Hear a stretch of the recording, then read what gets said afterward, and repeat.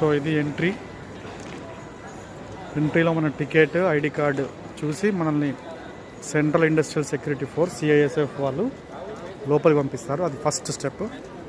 ఆ తర్వాత మనం ఏ ఫ్లైట్ అయితే చూజ్ చేస్తున్నామో ఆ ఫ్లైట్ కాడికి వెళ్ళిపోయి, సో ఇది మాది ఇండిగో, సో ఇండిగో కాడికి వెళ్ళిపోయి మన బ్యాగ్ అక్కడ అప్పచెప్తే అది కార్గోలో వేస్తారు. మళ్ళీ మనం ఎక్కడ దిగుతామో అక్కడ డైరెక్ట్ తీసుకోవచ్చు.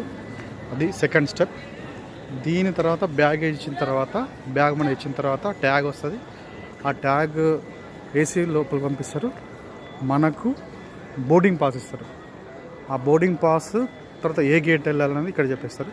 సో దాన్ని బట్టి సెకండ్ స్టెప్ అనేది ఇక్కడ, సో ఇక్కడ చేస్తారు. That is the third step.